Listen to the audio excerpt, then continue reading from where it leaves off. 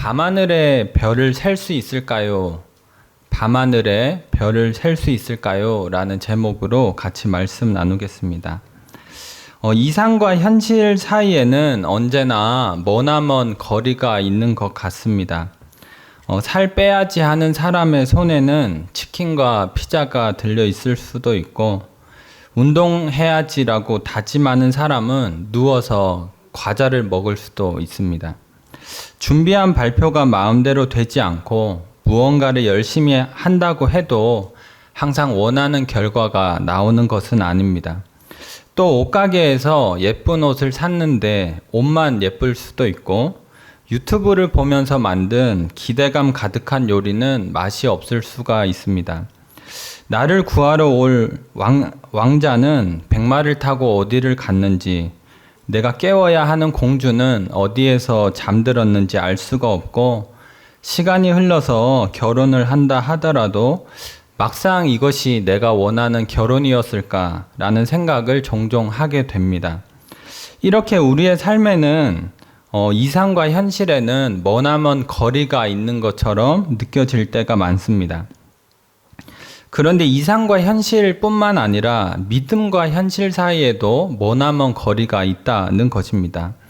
하나님께서는 하늘에 나는 새도 먹이신다고 하지만 먹고 살기 위한 삶은 힘겨울 때가 많습니다.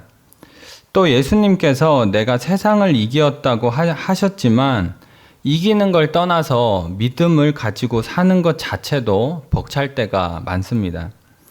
또 하나님께서 죄인인 우리를 사랑하셨다고 하지만 우리는 원수를 사랑하기가 어렵고, 예수님께서 죽기까지 낮아지심으로 복종하셨다고 하지만 높아지고자 하는 마음을 버리는 것은 쉽지가 않습니다.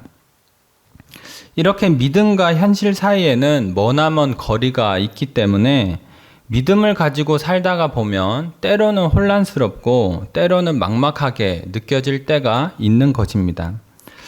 이런 순간을 맞이한다면 우리는 어떻게 살아가야 할까요? 그리고 어떻게 우리가 믿음으로 나아갈 수가 있을까요? 이 질문에 대한 고민을 오늘 본문에 등장하는 아브라함의 이야기를 통해서 함께 나누고자 합니다. 첫 번째는 믿음과 현실 사이에서 느끼는 두려움인데요. 창세기 15장 1절과 2절을 다시 한번 읽도록 하겠습니다. 시작. 이후에 여호와의 말씀이 환상 중에 아브라함에게 임하여 이르시되, 아브라함아 두려워하지 말라. 나는 내 방패요 너의 지극히 큰 상급이니라. 아브라함이 이르되, 주 여호와여 무엇을 내게 주시려 하나이까? 나는 자식이 없사오니 나의 상속자는 이 다메섹 사람 엘리에셀이니이다. 1절을 보면 하나님께서 아브라함에게 두려워하지 말라고 합니다. 이 말을 뒤집어서 생각해 보면 지금 아브라함은 두려워하고 있다고 하는 것입니다. 또 1절을 보면 하나님께서는 아브라함에게 나는 너의 방패다, 너의 지극히 큰 상급이다 라고 말씀하시지만, 2절을 보면 아브라함은 하나님에게 자신은 자식이 없기 때문에 자신의 종 엘리에셀이 상속자가 될 것입니다 라고 대답을 합니다. 간단히 정리를 하면 하나님은 내가 너의 방패고 상급이다라고 말씀을 주시면서 두려워하지 말라고 하시지만, 아브라함은 자식이 없는 현실을 쳐다보면서 두려워하고 있다고 하는 겁니다. 이것은 믿음과 현실 사이에서 우리가 느끼는 두려움은 믿음이 아니라 현실에 기반을 두고 있다는 것을 보여줍니다. 다시 말해서 아브라함은 하나님의 말씀을 몰라서가 아니라 자신의 현실을 잘 알았기 때문에 두려워한다는 것입니다. 오늘날 우리 역시 마찬가지이지 않겠습니까? 우리가 믿음을 가지고 살면서 두려워하는 것은 하나님의 말씀을 몰라서가 아니라 내가 처한 상황을 너무나 잘 알고 있기 때문입니다. 믿음으로 11조와 헌금을 하면서도 나의 현실에서 돈이 나올 것이 뻔하다는 사실을 잘 알기 때문에 두렵고, 기도하면서 세상에 나아가지만 나의 이력서가 초라하고 실적이 초라하고 경쟁력이 부족하다는 것을 잘 알기 때문에 두려운 것입니다.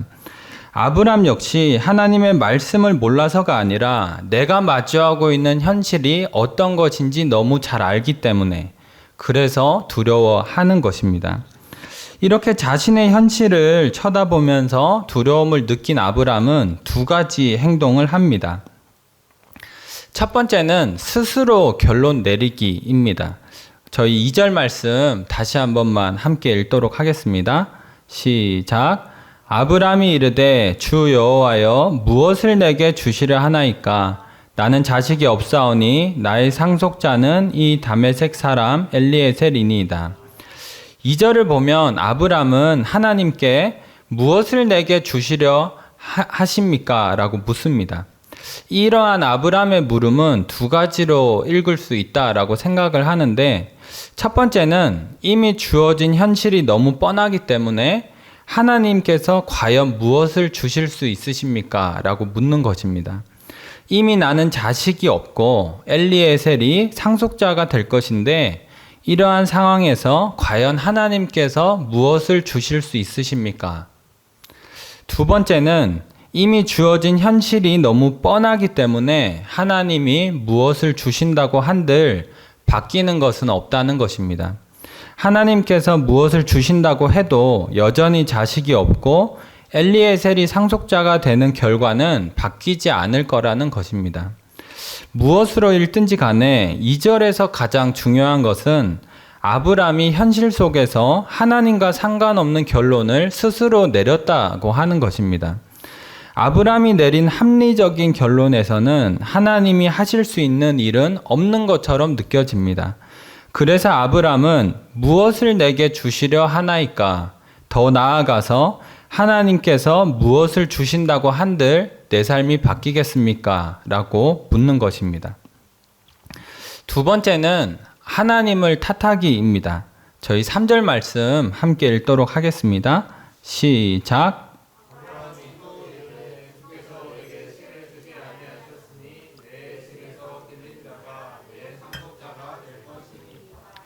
아브람은 엘리에셀이 상속자가 되는 것은 주께서 내게 실을 주지 않으셨기 때문이라고 합니다. 다시 말해서 내가 지금 이렇게 생각하고 내가 지금 이렇게 처한 상황은 하나님 때문이라고 하는 것이죠. 창세기 3장을 보면 하나님께서 선악과를 먹은 아담에게 왜 먹었는지 물어보는 장면이 있습니다. 그때 아담은 하나님께서 주셔서 나와 함께 있는 여자가 이 선악과를 줘서 내가 먹었습니다 라고 대답합니다. 마치 아담의 대답은 제가 선악과를 먹은 것은 하나님이 여자를 저에게 주셨기 때문이 아닙니까? 라고 은근히 하나님 탓을 하는 것이죠. 이렇게 주어진 현실에서 하나님 탓을 하는 것은 아담이나 아브람뿐만 아니라 일반적으로 죄인된 사람에게 나타나는 일반적인 모습입니다. 일반적이라고 해서 괜찮다, 당연하다라는 게 아니라 말 그대로 죄인의 보편적인 모습이다라고 하는 것이죠. 아브람 역시 그러한 모습을 보여주고 있는 것입니다. 여기까지 정리를 하자면 아브람은 주어진 현실을 잘 알았기 때문에 두려워했고 두려운 나머지 하나님과 상관없는 결론을 내리고 하나님을 탓하는 모습을 보여주고 있다는 것입니다. 오늘날 저와 여러분들은 어떻습니까? 우리 역시 마주하고 있는 현실을 잘 알기 때문에 두려워하지는 않습니까? 그리고 두려운 나머지 하나님과 상관없는 결론을 나 스스로 내리지는 않습니까? 내 현실이 뻔하고 바뀌지 않을 것 같은데 이미 다 정해진 것 같은데 하나님이 무슨 일을 하실 수 있을까? 그리고 하나님이 무슨 일을 하신다고 한들 과연 내 삶에서 무엇이 바뀔까? 더 나아가서 내 삶이 이렇게 된 것은 하나님 때문이 아닐까? 하나님이 내 삶을 이렇게 망가뜨려 놓으신 건 아닐까? 혹시나 그렇게 생각하시지는 않습니까? 사실 믿음을 가지고 현실을 살아가다가 보면 믿음이 흔들리는 순간은 찾아오기 마련입니다. 그리고 많은 경우에 현실 속에서 믿음이 흔들리는 것은 우리가 주어진 현실을 잘 알기 때문이죠. 그래서 현실을 기반으로 내리는 판단은 대부분 구체적이고 많은 경우에 합리적입니다.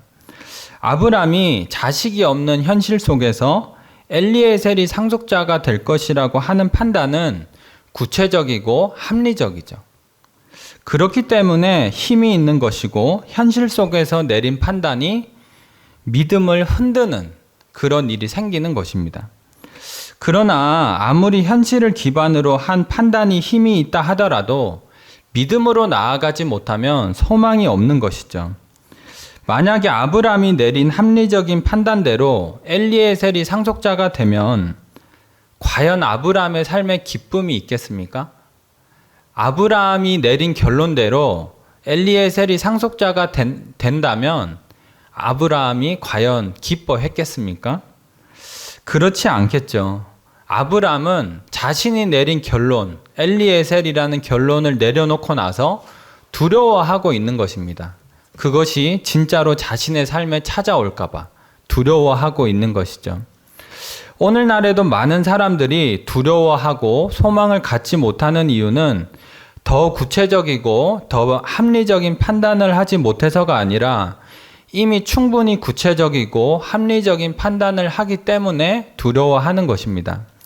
내 성적이 어느 정도인지, 내가 어떤 대학을 나왔는지, 내 실력은 어느 정도인지, 내 월급보다 집값이 얼마나 가파르게 올랐는지, 먹고 살기 위해서는 돈을 얼마나 벌어야 하고 은퇴를 한 이후에는 얼마나 돈을 저축해야 평범하게 살아갈 수 있는지, 이 모든 것을 너무나 잘 알기 때문에 구체적이고 합리적인 판단을 하기 때문에 사람들은 두려워하는 것입니다.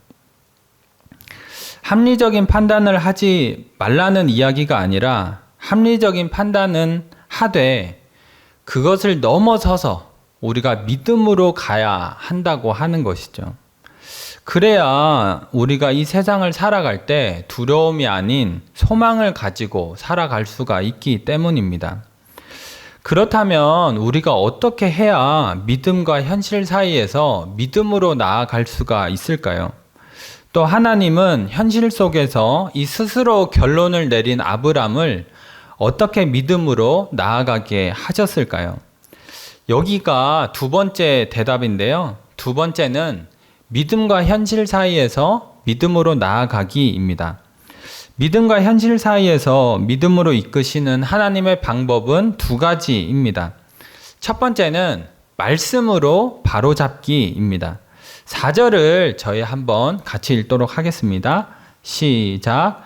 여호와의 말씀이 그에게 임하여 이르시되 그 사람이 내 상속자가 아니라 내 몸에서 날 자가 내 상속자가 되리라 하시고, 자신의 현실을 고려하며 엘리에셀이라는 합리적인 결론을 내린 아브람에게 하나님께서는 말씀을 주시죠. 엘리에셀이 아니다. 너가 자녀를 낳게 될 거야. 간단하게 말하면 하나님께서는 말씀하심으로 아브람이 스스로 내린 결론이 아니라는 것을 알려주셨다는 것입니다. 이것을 일반적인 신앙의 원리로 표현하자면 하나님의 말씀은 사람이 스스로 내린 결론을 바로잡아 준다고 하는 것이죠. 잘 아시겠지만 사람이 믿음을 가지고 있어도 죄인이기 때문에 얼마든지 하나님을 고려하지 않는 결정을 내릴 수 있습니다. 아브람도 하나님을 잘 알았지만 하나님과 상관없는 결론을 내렸고, 오늘날 우리도 믿음이 있다 하지만 하나님과 얼마든지 상관없는 결론을 내릴 수 있는 것이죠.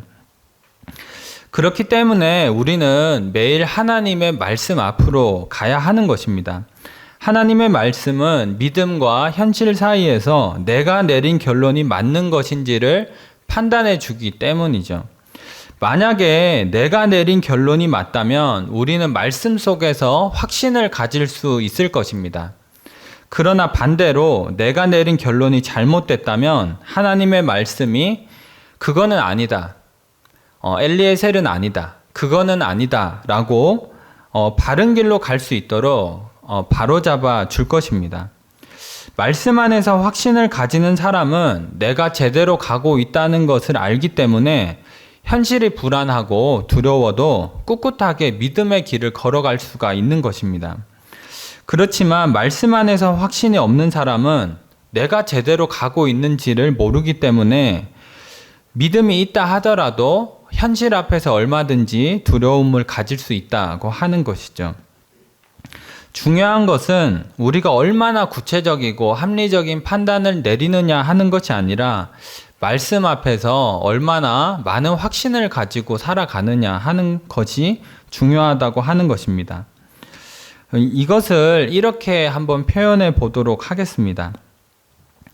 여자분들이 화장을 고칠 때 언제나 거울을 보고 화장을 고칩니다. 물론 저는 화장을 하지 않지만 다 거울을 보고 화장을 고치시죠? 그렇겠죠? 네, 화장을 보고가 아니라 거울을 보고 화장을 고칩니다. 화장이 좀 삐뚤어졌어도 거울을 볼 수 있는 사람은 괜찮죠. 거울을 보고 삐뚤어진 화장을 고치면 되기 때문에. 그리고 거울을 보고 삐뚤어진 화장을 고친 사람은 제대로 고쳐졌구나 하는 확신을 가지고 안심할 수 있습니다. 그러나 거울 없이 화장을 고친다면 아무리 열심히 고쳐도 제대로 고칠 수가 없는 것이죠. 그리고 거울이 없이 화장을 고치면 모르기 때문에, 잘 고쳐졌는지 모르기 때문에 불안할 수밖에 없는 것입니다. 옆에 있는 사람이 조금만 웃어도 화장이 잘못됐나? 눈썹이 너무 올라갔나? 아이라인이 잘못 그려졌나? 이런 불안함들이 생기는 것입니다. 화장을 얼마나 잘하느냐, 잘하지 못하느냐가 중요한 게 아니라 거울이 있느냐 없느냐 하는 것이 중요하다고 하는 것이죠. 말씀 없이 세상을 산다는 것은 거울 없이 화장을 고치겠다는 말과 다르지 않습니다. 아무리 노력해도 혼자서는 바로잡을 수가 없다는 것이고 확신 없이 불안하게 살겠다는 말입니다. 아브람이 혼자서 고심해봤자 결국 내놓은 답은 엘리에셀이라는 결론이었고 아브람은 그 결과로 두려워했습니다. 이렇게 말씀 없이 혼자서는 확신을 가질 수가 없기 때문에 하나님께서는 말씀하심으로 아브람을 바로잡아 주신 것이죠. 아브람이 하나님의 말씀이라는 거울 앞에 서서 확신을 가지고 걸어갈 수 있게끔 해주셨다는 것입니다. 이것이 하나님께서 믿음과 현실 사이에서 믿음으로 이끄시는 첫 번째 방법입니다. 두 번째 방법은 크신 하나님 바라보기입니다. 5절과 6절을 함께 읽도록 하겠습니다. 시작.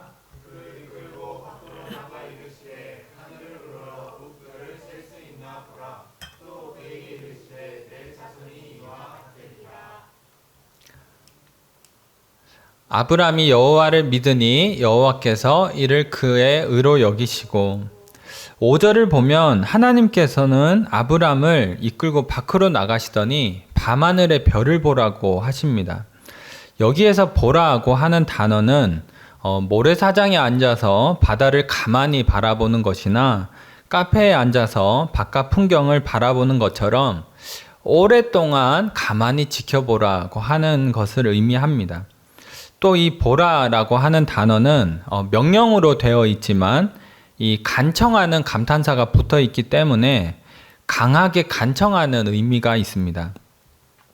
이 두 가지를 고려하고 적극적인 상상력을 더하자면 5절을 이렇게 이해할 수 있다고 생각합니다. 어느 날 밤이었습니다. 가로등도 없는 캄캄한 밤에 아브람은 잠을 자려고 누워도 도무지 잠을 잘 수가 없었습니다. 걱정과 불안이 가득하고 삶에는 의욕이 없고 무엇보다 자녀가 없다는 사실이 너무 괴로웠기 때문입니다.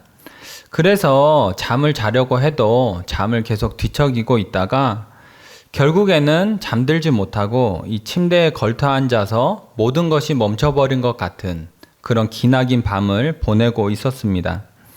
그런데 하나님께서 옆에 슥 앉으시더니 어깨에 손을 툭 올리시고는 힘들지? 밖에 나가서 바람 좀 쐬자라고 말씀하시는 것이죠.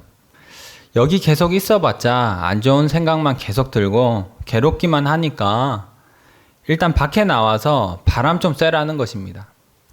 이 5절을 보시면 이끌고 밖으로 나가셨다. 너 지금 이대로 안 되니까 좀 나가자. 이렇게 하신 것이죠. 결국 아브람은 이 하나님께 떠밀려서 밖으로 나왔고, 하나님은 걱정을 잠시 뒤로 하고 밤하늘을 좀 가만히 보라고 아브람에게 말씀하셨습니다. 얼만큼의 시간이 지났는지는 모르지만 아브람은 꽤 오랜 시간 밤하늘을 바라보다가 무심코 하나님과 눈이 마주친 것이죠. 제 상상입니다. 네, 무심코 하나님과 눈이 마주쳤습니다. 그때 하나님께서 아브라함의 눈을 보시더니 밤하늘에 별을 셀 수 있을까? 이렇게 물어보시는 겁니다. 하나씩 하나씩 별을 세다가 보면 밤하늘에 별을 셀 수 있을까? 아브라함이 아무런 대답을 하지 못하자 하나님께서는 한마디를 더 뱉으시죠. 밤하늘의 별처럼 내 자손도 많을 거야. 놀랍게도 이 순간 아브람은 벗어나지 못하던 현실의 걱정을 뒤로하고 믿음으로 나아가는 모습을 보여줍니다. 많은 고민이 삶을 짓누르던 날 밤에 아브람은 밤하늘의 별에서 무엇을 보았던 것일까요? 무엇을 보았기에 믿음으로 나아갈 수가 있었던 것일까요? 저는 아브람이 크신 하나님을 보았다고 생각합니다. 주어진 현실 속에서 아브람이 스스로 내린 결론에서는 하나님이 무엇을 하실 수 있을까? 하나님은 하실 일이 별로 없다고 생각을 했습니다. 근데 밤하늘의 별을 보면서 크신 하나님을 알게 되자 하나님은 내 생각을 넘어서 엄청나게 일하실 수 있는 분이구나 하는 것을 느낀 것이죠. 내가 다 셀 수도 없는 별을 만드신 분이 하나님이시라면 내가 생각하는 것보다도 훨씬 더 크신 분이 하나님이시라면 하나님은 하실 수 있는 일이 없는 게 아니라 훨씬 더 많은 것을 하실 수 있는 분이라는 것을 깨달았다고 하는 것입니다. 그래서 아브람은 이전에 하나님의 말씀, 내가 너의 방패고 상급이다 이런 말씀이 주어져도 그때는 두려워했었는데 지금은 하나님의 말씀에 믿음으로 반응할 수 있게 된 것입니다. 욥기에서도 비슷한 내용이 나옵니다.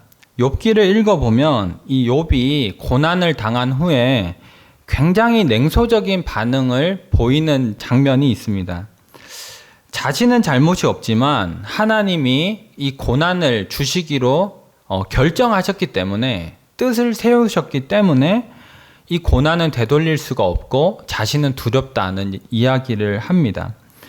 나에게 주어진 현실을 생각해 보니 도무지 빠져나갈 방법이 없고 하나님께서도 나의 고난에 있어서 별다른 일을 하실 것 같지가 않는 것처럼 느껴지기 때문에 두렵다는 것이죠.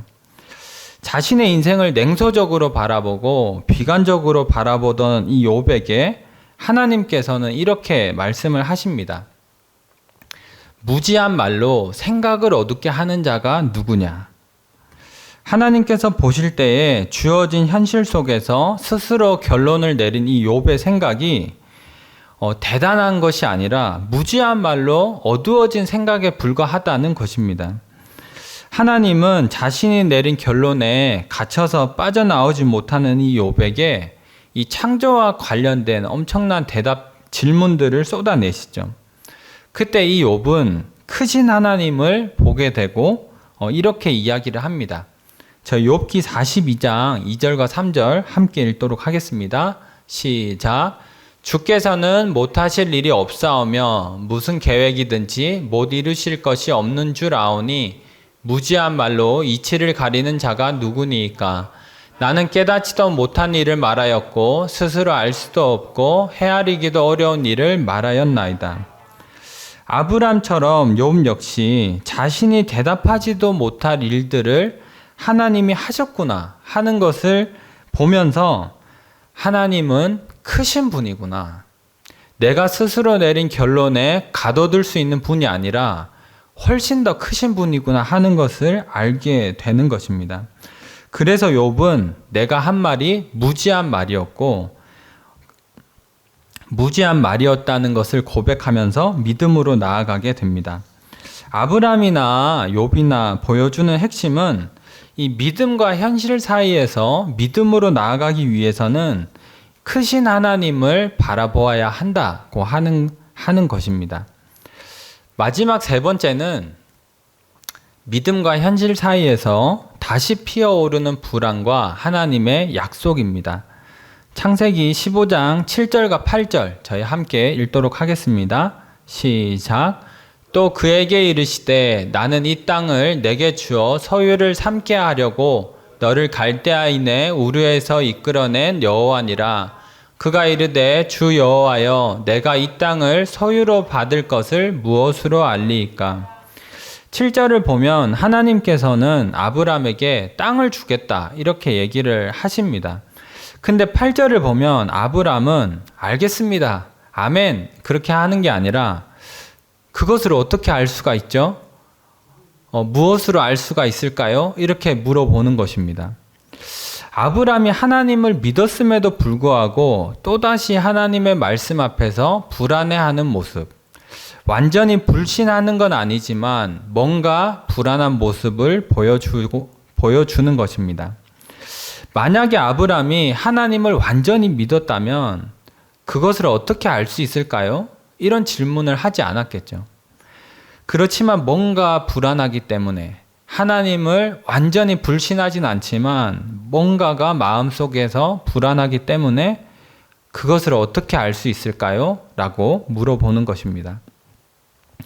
어떤 사람들은 이것을 보면서 아브라함의 믿음이 너무 변덕스러운 거 아니야?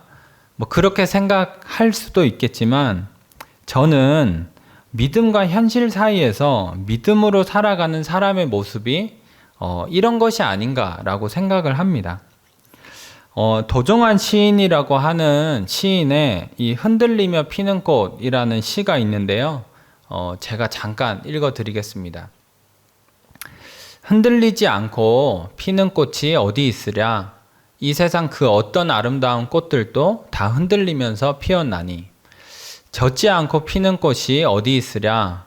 이 세상 그 어떤 빛나는 꽃들도 다 젖으며 피었나니 흔들리지 않고 피는 꽃이 없고 젖지 않고 피는 꽃이 없듯이 믿음과 현실 사이에서 흔들리지 않는 믿음이 어디 있겠습니까? 한 번 믿고 그 후에 두 번 다시 흔들리지 않는 믿음이 어디에 있겠습니까? 믿음을 가지고 살다 보면 믿었다가도 돌아서면 불안하고 또 흔들리다가도 다시 믿음으로 나아가고 이것을 반복하는 과정 중에서 우리의 믿음은 점점 단단해지는 것입니다.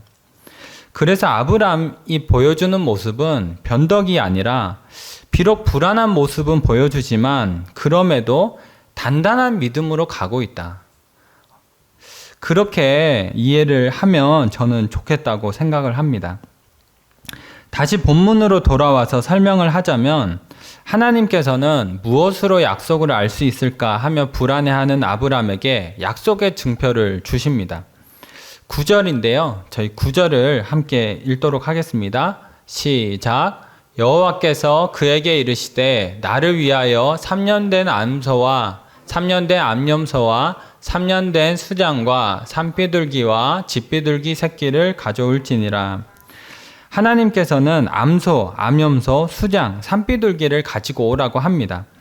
다 읽지는 않았지만 이 9절부터 17절을 보면 하나님께서는 이 아브람이 가지고 온 짐승들을 가지고 고대 근동에서 있었던 약속의 제의를 하시죠.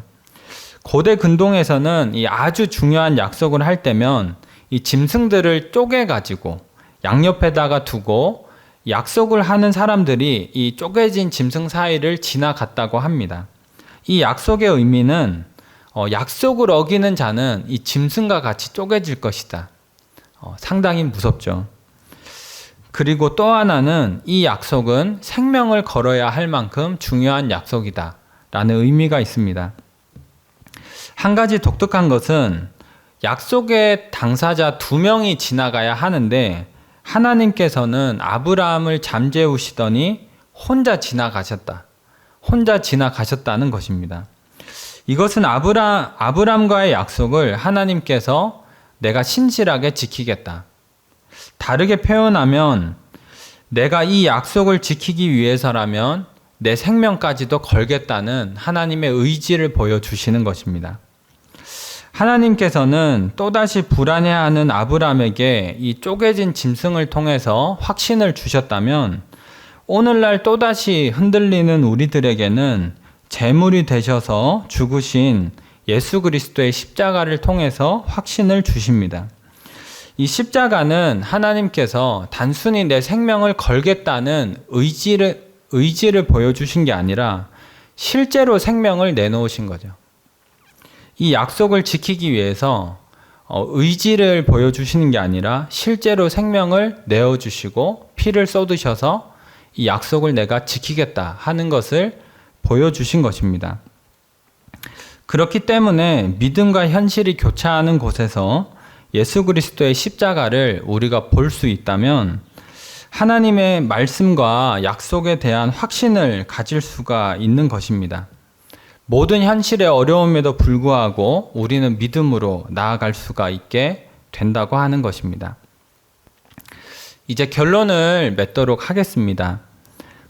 반전 영화를 보게 되면 처음에는 자연스러울지 몰라도 영화가 진행되면 진행될수록 뭔가 이상하다는 것을 느끼게 됩니다. 뭔가 앞뒤가 안 맞는 것 같고 어색하고 왜 이런 일들이 일어나지? 라는 부분들이 생겨납니다.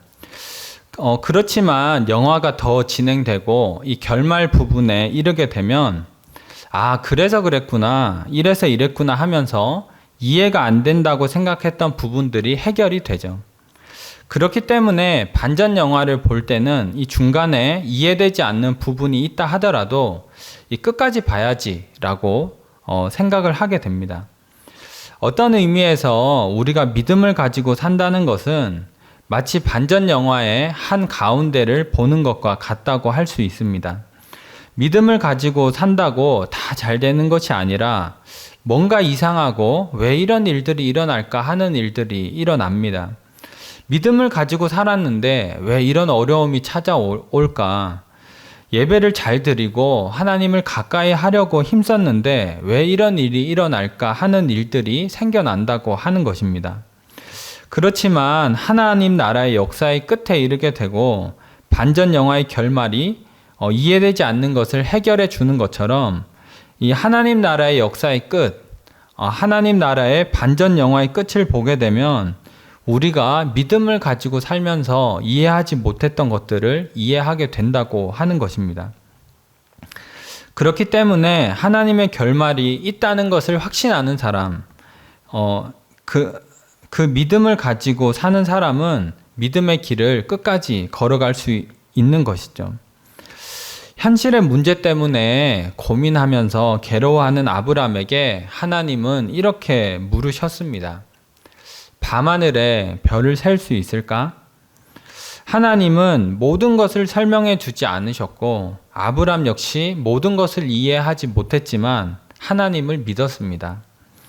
밤하늘의 별을 보면서 하나님은 크신 분이구나, 내가 생각했던 것보다도 훨씬 더 크시구나 하는 것을 알았기 때문입니다. 더 나아가서 크신 하나님이라면 약속을 분명히 이루실 거라는 그 하나님의 결말을 믿었다고 하는 것입니다. 그리고 하나님께서는 이 쪼개진 재물 사이를 지나가시면서 이것은 내가 꼭 이루신다는 것을 확증해 주신 것이죠. 오늘날 우리도 믿음을 가지고 살아갈 때 모든 것을 이해할 수 있기 때문에 우리가 이 믿음의 길을 걸어가는 것이 아니라 이 예수 그리스도의 십자가를 통해서 하나님께서 약속을 이루신다는 그 하나님 나라의 마지막 결말에 대한 확신을 가지기 때문에 믿음의 길을 걷는 것입니다. 바라기는 우리가 이 확신을 가지고 우리가 모든 것을 이해하지 못한다 하더라도 크신 하나님을 바라보고 끝까지 믿음의 길을 걸어가는 저희 모두가 되기를 바라겠습니다.